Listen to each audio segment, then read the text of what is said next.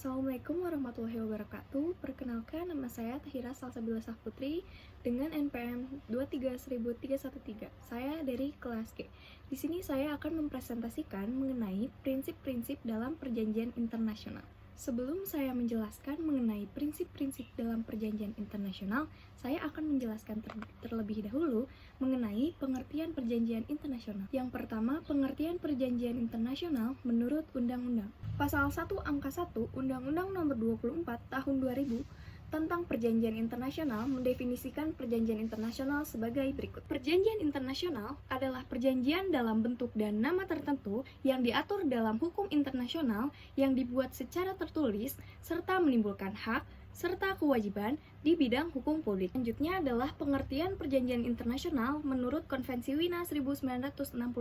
Konvensi Wina 1969 Pasal 2. Treaty means an international agreement concluded between states in written form and governed by international law, whether embodied in a single instrument or in two or more related instruments, and whatever its particular designation. Lalu yang terakhir, pengertian perjanjian internasional menurut para ahli. Menurut Jeremy Bentham, perjanjian internasional adalah aturan yang mengatur hubungan antar negara. Jeremy Bentham adalah orang pertama yang mencetuskan mengenai istilah perjanjian internasional pada tahun 1780.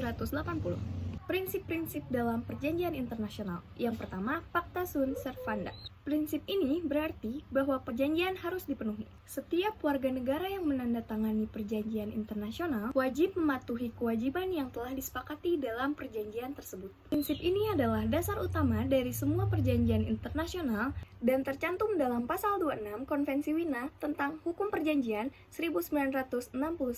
Negara yang melanggar perjanjian dianggap telah melakukan pelanggaran terhadap hukum internasional. Yang kedua yaitu prinsip free consent atau persetujuan bebas. Perjanjian internasional harus didasarkan pada persetujuan bebas dari negara-negara yang terlibat. Prinsip ini menegaskan bahwa negara tidak boleh dipaksa atau ditekan untuk menyetujui perjanjian. Jika suatu negara dipaksa untuk menandatangani perjanjian, maka hal tersebut dianggap telah melanggar hukum dan perjanjian dapat dibatalkan. Prinsip ini juga diatur dalam Pasal 52 Konvensi Wina 1969. Yang ketiga, prinsip equality and mutual benefit atau kesetaraan dan keuntungan bersama. Prinsip ini menyatakan bahwa semua negara yang terlibat dalam perjanjian internasional memiliki kedudukan yang setara dan harus mendapatkan manfaat yang adil. Hal ini penting dalam menjaga hubungan internasional yang sehat dan berkelanjutan, karena ketidakadilan dalam perjanjian dapat menimbulkan konflik. Yang keempat, prinsip good faith atau itikat baik. Prinsip ini mengharuskan negara untuk bertindak dengan niat yang baik saat menegosiasikan, menyetujui, dan melaksanakan perjanjian internasional. Prinsip ini memastikan bahwa negara tidak boleh mencari celah hukum atau bertindak dengan itikat buruk untuk menghindari kewajiban mereka. Prinsip ini tercantum dalam Pasal 26 Konvensi Wina 1969, yang juga menekankan pentingnya kepercayaan antar negara. Yang terakhir yaitu prinsip retroactivity atau tidak berlaku surut. Prinsip ini menyatakan bahwa perjanjian internasional tidak berlaku surut atau mempengaruhi peristiwa yang terjadi sebelum perjanjian tersebut berlaku, terkecuali jika secara eksplisit disetujui oleh negara-negara pihak. Prinsip ini diatur dalam Pasal 26 Konvensi Wina 1969.